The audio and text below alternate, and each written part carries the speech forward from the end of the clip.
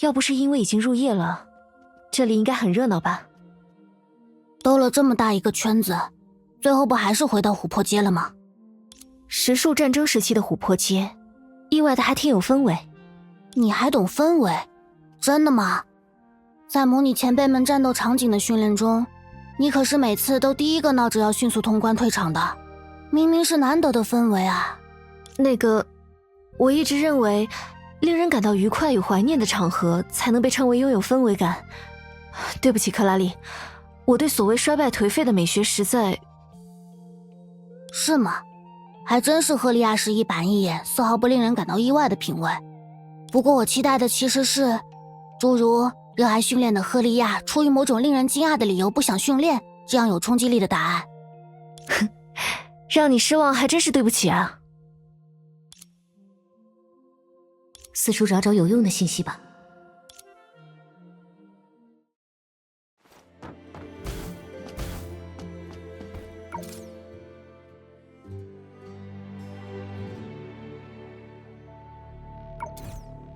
来了。资料处啊，有了，第33届石树战争相关，这里写着呢。哎，这资料册上的图案是……我不会记错，我在希娜衣服上看到过相同的纹样，没想到兜兜转转，又在这里出现了希娜的线索。果然，这个系统背后的秘密和希娜息息相关，甚至从之前体会到的蕾耶拉的记忆和情感来看，她也在寻找着一个已经消失了的人。或许蕾耶拉和我有着相同的愿望。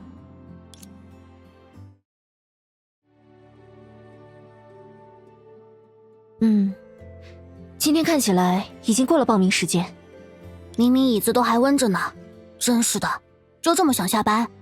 没办法，我们明天再来看看吧。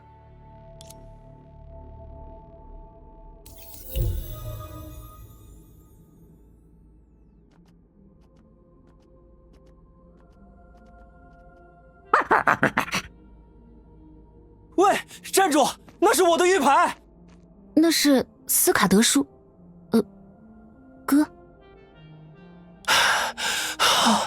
好累，不行，跑不动了，不动了。他还有这样狼狈的时刻，也算相识一场，帮帮他吧。为什么我们永远在追着多尼格尔跑呢？或许多尼格尔也想知道。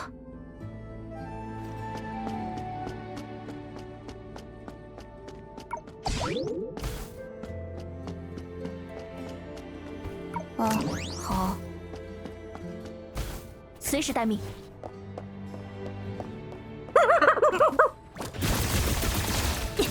那是速决，呀，锁定目标。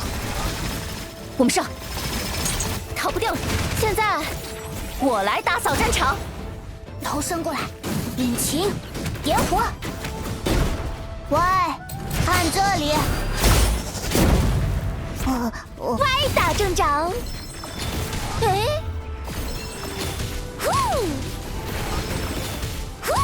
您抬头看看，鱼灯显形，冲呀！趁着兴头，整个大活儿，嘿嘿，妙哉！管他松雀紧雀，咱们上，把自己那可是天经地义。嚯！哈！嘿，造你啦！打气儿呢！定制的得加钱，岂有邪气！捧个场呗！时机正好，你会喜欢的。到此为止。又到我了。啊！影子怪物！救命啊！糟糕！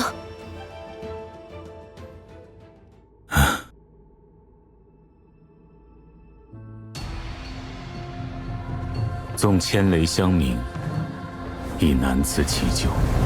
唯愿其时未晚。那是利托斯特。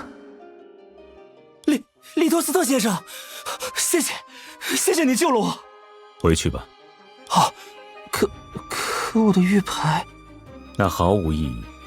面对寥寥影怪，亦心生畏惧。遑论实数战争上可怖千百倍的竞争者。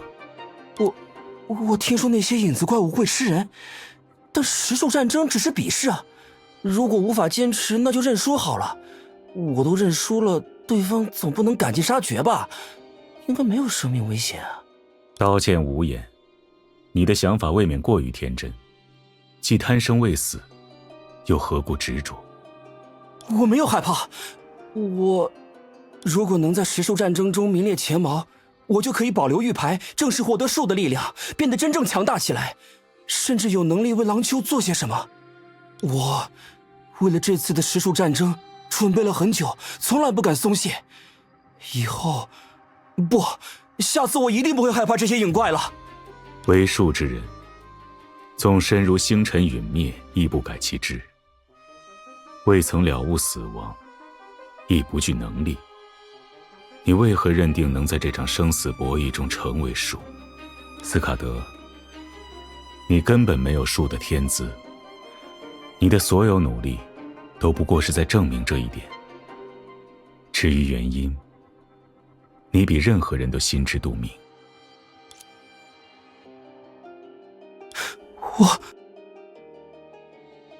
等等，难道利托斯特先生认为没有天资之人无论如何努力都是毫无意义吗？即使他们每天都在努力尝试改变自己，他们大可用改变自己进行一番自我满足的安慰，但可惜的是，偏偏有些庸常之人习惯将自己和那些天赋异禀之人相比，坚信努力就能弥平天堑沟壑。凡事都没有定论，你口中的庸常之人未必不能做到不同于那些天才的成绩。如果还没开始就随便断定结局，那郎丘根本没必要举行实数战争，直接算战力比大小不是更方便吗？没错，比试就是充满意外情况。从概率上看，斯卡德也可能签运不错，或许只需要战胜和自己差不多能力的人，就能得到想要的名次。而且，既然他已经报名，是否退赛、何时退赛，也应该交给斯卡德自己决定。如果此时替他做选择，无视他的意愿与过去的努力，才是显而易见的残忍。那他只能清楚地认识到，永远比不上旁人的天资，毫无意义的努力，远比身上的伤口要痛苦得多。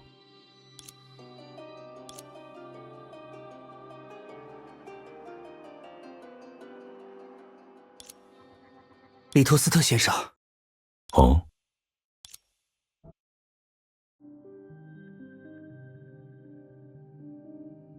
即使如此，也该让我证明，庸常之人究竟能做到什么。好自为之。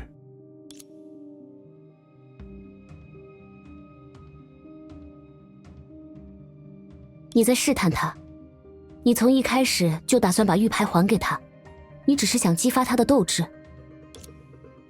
作为大赛主办方，这是否是一种过度干预？那么这位聪明的女士和你的同伴，诸位又是为何而来？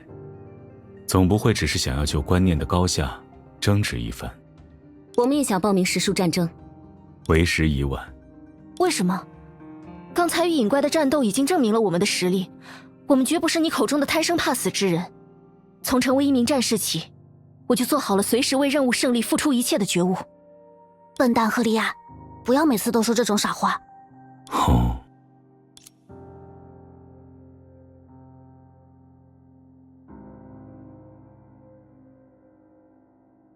我会向你证明。哼，何必如此紧张？实数战争激流至今，既非善举，亦非罪愆。虽然玉牌已经发放完毕，不过既然诸位决意参加，倒是尚存一丝机会。难道我们也要？看我的玉牌，多帅呀！我们真的要这么做吗？如果他愿意把玉牌转让给我们，最好不过。吓我一跳，有什么事儿吗？我们想要你手上的玉牌。哈？我排了半天队，怎么可能拱手让人？去瑞木可是我的梦想，想要没门儿。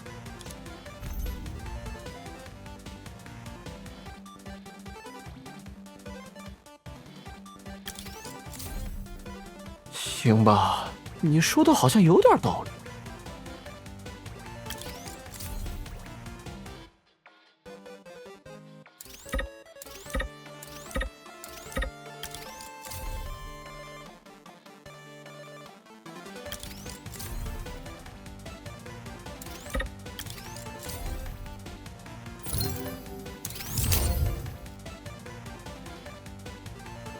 好吧，你仔细想想，上一届在场上挨的揍，至今还疼。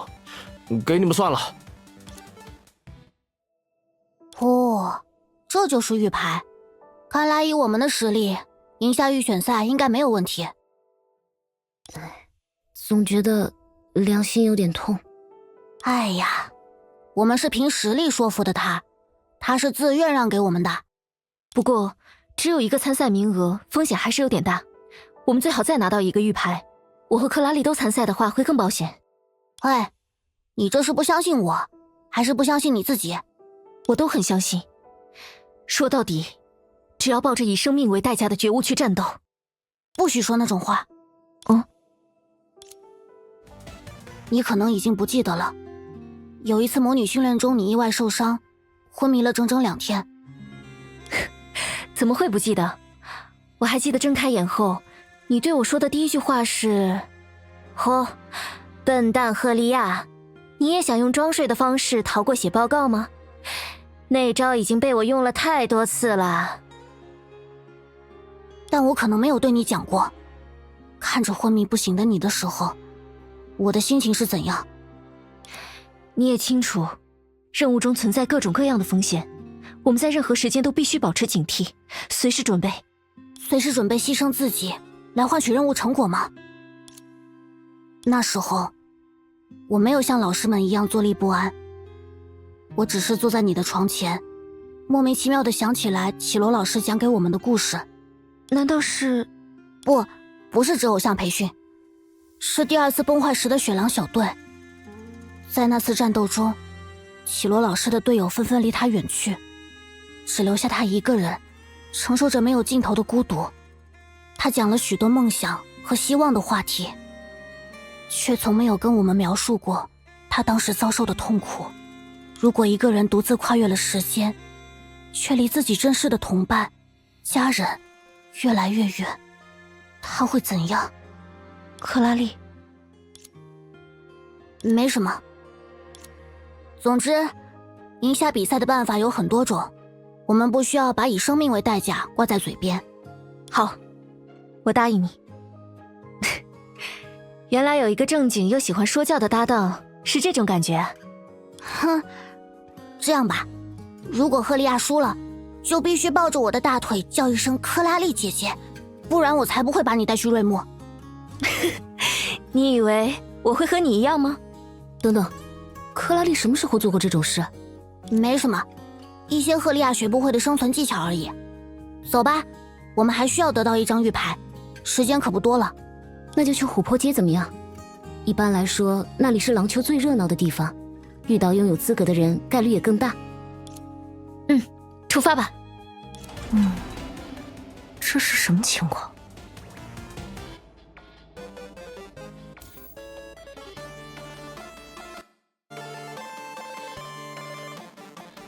是该休息一下了，最好一直休息。除了我，没有更合适的人选了吗？还是熟悉的琥珀街啊。熟悉的可不止琥珀街呢。求求你放过咱吧，咱真的什么都不知道啊！哼，你这骗子还敢抵赖！今天我就要你好看！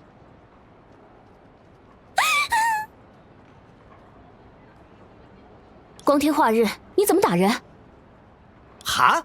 你又是谁啊？你没事吧，松雀？你们认识咱？我原来是多管闲事儿的。去，这没你们的事儿。怎么不认识呢？咱都想起来了，你不就是那谁吗？咱俩前些日子还一起逛街来着。嘿，最近过得怎么样？咱瞅着好像清瘦了些，一会儿咱带你吃点好的补补。呀，你怎么也来了？咱们有好几年没见了吧？长这么高了，咱小时候还抱过你呢。你要不要对着我的锤子再说一次？开个玩笑嘛，你这孩子生气还怪可爱的。啊，对了，今年的10术战争你准备的怎么样？上一届你在场上大杀四方，所向披靡的英姿，咱可是念念不忘啊。其实我们还差一张玉牌。啊，你这样厉害的战士，如果不能参加10术战争，那多可惜啊。不过这车到山前必有路，保不准儿转头这玉牌就到了你口袋里呢。你们几个真认识他？是啊，松雀，究竟发生什么事了？还能发生什么？既然你们都认识他，这骗子能做什么事儿还不清楚吗？嗨，都是误会，误会。什么误会？要不是你卖给我的破道具，我能搞砸精心准备的表演？哎，你们评评理，可怜我，好不容易在少爷面前得了个露脸的机会，就这样被他毁了。哦，确认了，是我熟悉的松雀。这怎么可能呢？那玩意儿可是咱从一位享誉安和的学者那里检查了很多遍才放心进的货。这么多老主顾都说没问题，怎么偏偏到了您这儿就倒霉啦？该不会是您自个儿学艺不精吧？哎，要不要咱教你几招戏法？放心，这回的学费都是最低价，就当咱让利交个朋友了。啊？我学艺不精？我的表演连努特里斯克家的瑟利姆小姐都赞不绝口，你凭什么质疑我？嗨，那种大家闺秀哪里见过这市井上的诸多把戏？没准儿咱给他随便胡诌个故事，他都能笑得前仰后合，拜倒在咱精湛的表演艺术之下。哎，没错，那位努什么科家的小姐，肯定就是他这个反应。确实，小雀子你说的对。小雀子，这称呼是不是太暧昧了点儿？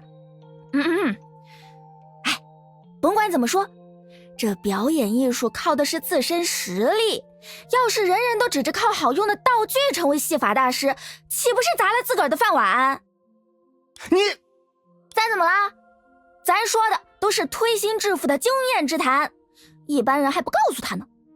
所以嘿嘿，要不要再买本松雀大师的戏法秘籍，包教包会，就算再笨也能成为大师。哦，你还想耍我？知道我为谁服务吗？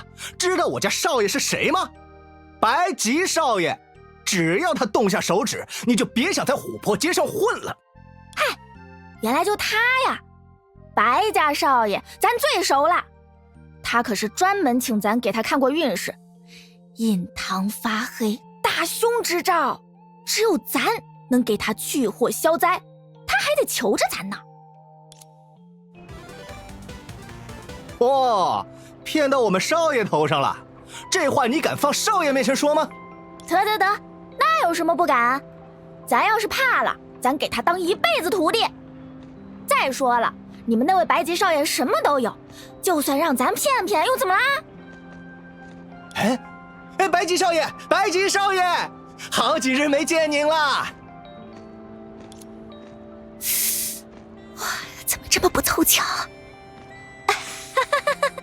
几位，咱突然想起咱还煲着汤呢，真是不赶巧。相逢一场也算有缘，咱们后会有期啦！哈哈哈。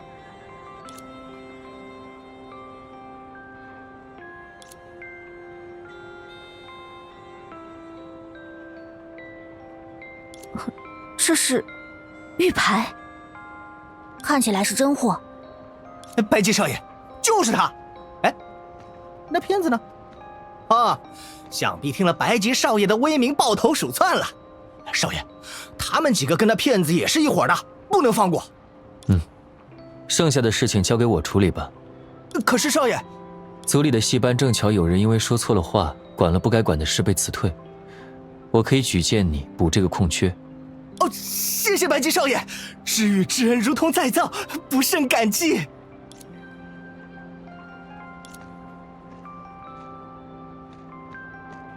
在下白吉，见过诸位，让各位无端卷进一场误会，实属失礼，还望各位谅宥。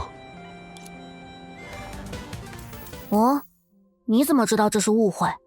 你一直躲在暗处偷看？了解一个人的品性，就不难推测出他们会做出怎样的事。同样，见到一个人做出的事，亦能知晓他的品性。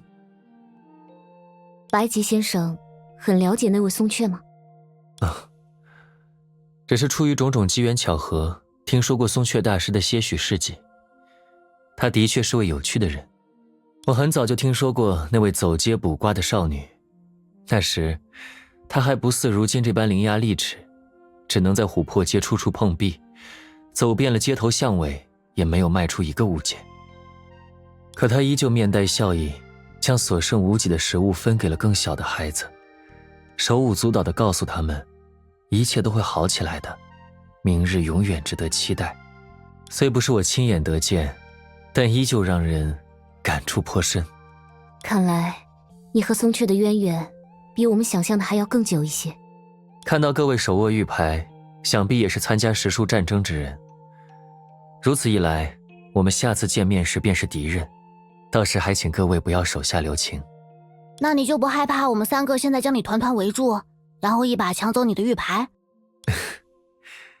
方才在下便说过，通过一个人的行为便可关键他的心性。为了自保也好，求得一个机会也罢，这些都尚在情理之中。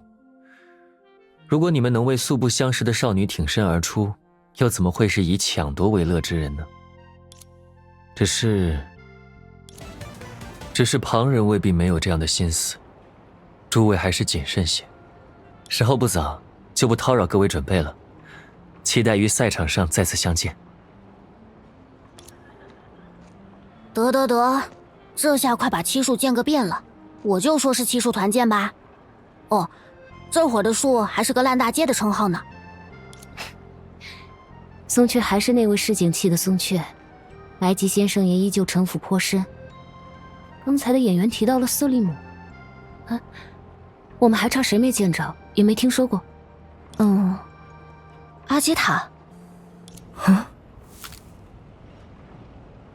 谁？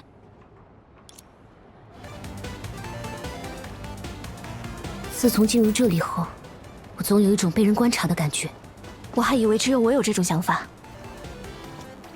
受人欢迎还真是麻烦啊。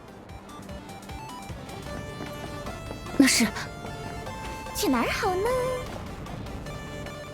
等一下，熊梦哲，我来看看。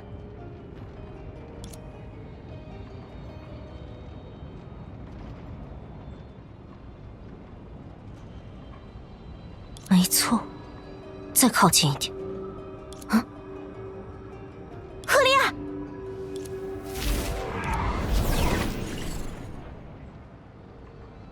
克劳里，赫利亚！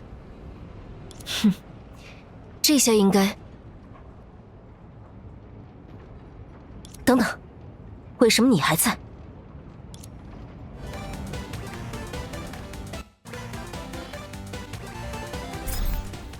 奇怪，我的参数设置没错，配置也很规范，怎么突然不管用了？阿基塔，这是你做的？哦，是啊，你似乎听说过我。很荣幸为你介绍我的新器用，不知为什么今天遇到了点小意外，以前绝不会有这种状况。不过这是它的首次运行，需要调试也在情理之中。你和我了解的阿杰塔似乎有所不同，不过先回答我，你把我的同伴弄到哪里去了？你要问这个，虽然可能已经不是问题的关键，但如果你真的想知道，当然在你们该去的地方。